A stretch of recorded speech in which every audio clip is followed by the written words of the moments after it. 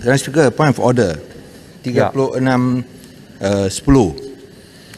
di mana ada kaitan dengan ucapan ahli parlimen yang kononnya tidak dibenarkan sekiranya menyentuh tentang perkara-perkara yang berkaitan dengan akta hasutan dan juga berkaitan dengan ucapan di mana perkataan-perkataan yang membangkitkan derhaka kepada negeri ataupun perasaan melawan kuasa kerajaan. Saya sebut peraturan mesyuarat ini, Tan Sri Yang Pertua, kerana ahli parlimen Sabangah semalam telah pun disiasat oleh pihak polis berkaitan dengan satu ucapan yang beliau buat dalam parlimen. Dan sungguh pun dalam parlimen tidak dibantah oleh mana-mana pihak, maka malah Tan Sri Yang Pertua pun tidak menghalang ucapannya. Tapi kami tidak faham mengapa hak dan keistimewaan ahli-ahli parlimen semasa berucap di parlimen sekarang telah diremehkan, malah boleh dianggap dihina dengan satu siasatan oleh polis yang boleh dianggap sebagai menggertak atau intimidation ke atas ahli parlimen, khususnya daripada pembangkang.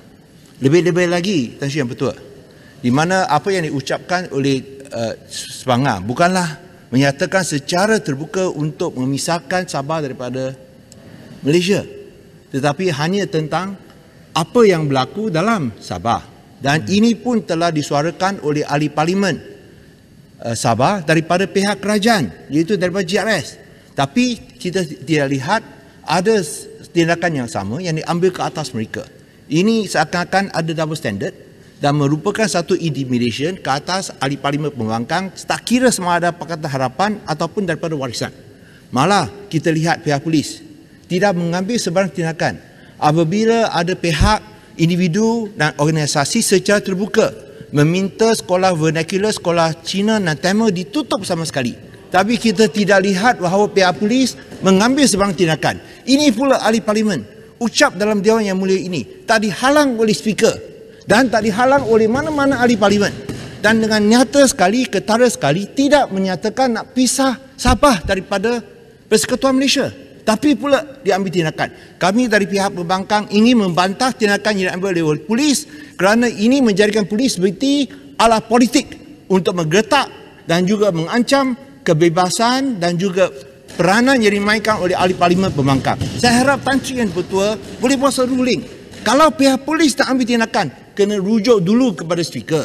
Bila speaker tidak menentang, membantah, mengapa ini menjadi satu isu? Ini sangat tidak adil kepada Yang Berhormat Rais Sabangah dan juga kepada semua ahli parlimen dalam Dewan Yang Mulia ini. Speaker harus menegakkan keunggulan dan juga sovereignty of parlimen dengan izin. Sekian, terima kasih. Terima kasih.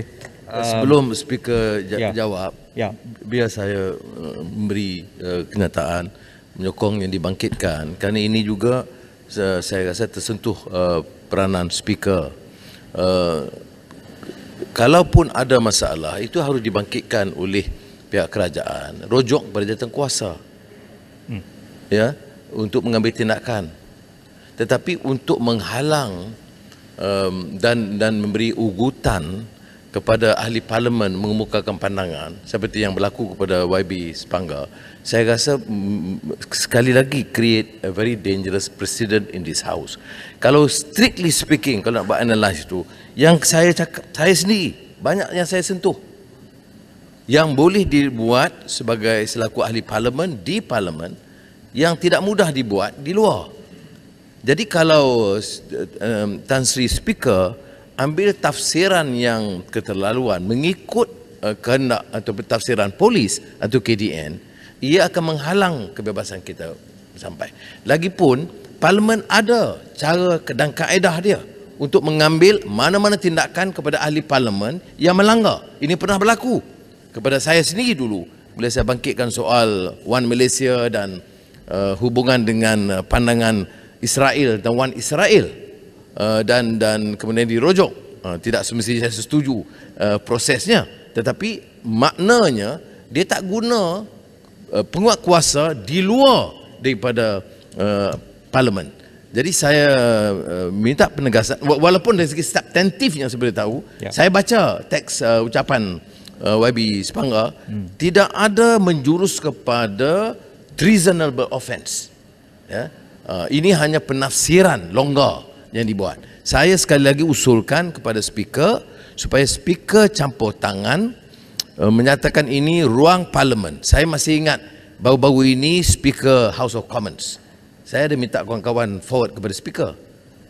Dia tegur Prime Minister Boris Johnson dan mengatakan, Mr. Prime Minister, I am the Speaker of the House. You listen and I decide. Okey? Belumlah, saya tidak cadangkan berlaku begitu. Tetapi semangat parliamentary. Saya tengok video tu. Baik, terima kasih banyak. Terima kasih. Sepanggar ada apa pun nak cakap? Sepanggar je habis. Sedikit, Tuan Dipertua. Sepanggar dulu. Sepanggar dulu. Dia bagi laluan kepada saya. No, cukup. Sedikit saja. Maaf, saya nak dengar. Dengan izin Tuan Speaker, this is the highest debating chambers in the country. Baby, Sepanggar. All MPs must be allowed to speak without fear or favour. Point made. Ini adalah semangat.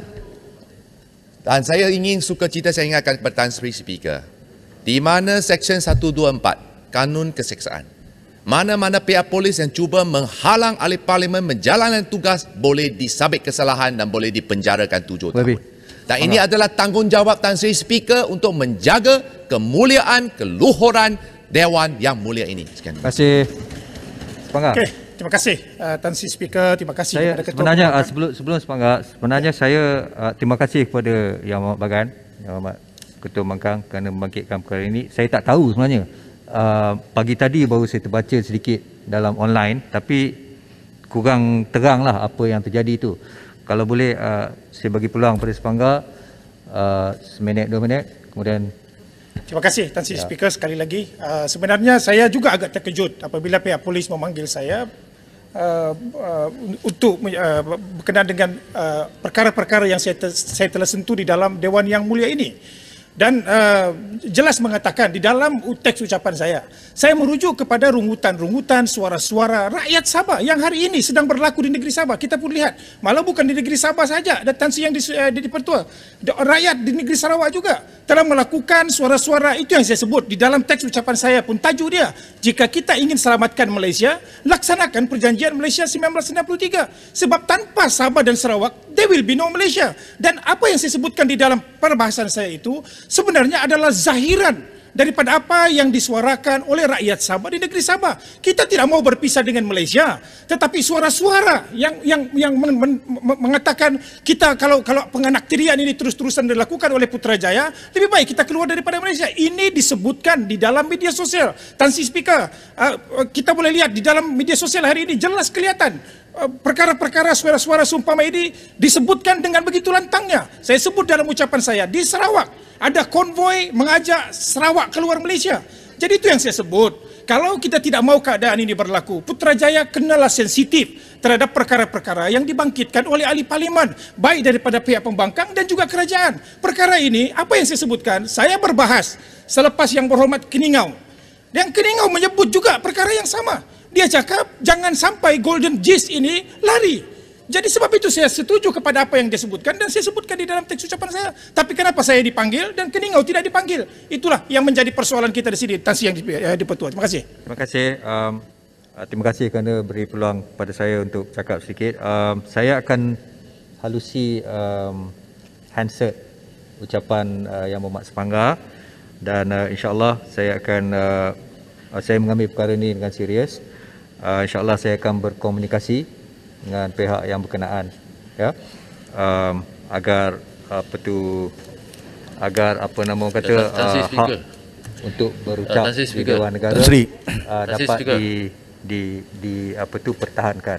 Ya, terima kasih. Tan Sri, kalau boleh cadangkan Tuan Jaya sikit, Tan Sri. Tuan Setiausaha. Tan Sri sikit. Terima kasih. Cukup. Saya cadangkan supaya Ketua Pilihan Negara disaman untuk tegaskan perkara ini, kerana saya tahu Tan Sri akan buat proses itu. Saya tengok dulu. Tapi saya cadangkan supaya tindakan tegas diambil, Tan Sri. Terima kasih.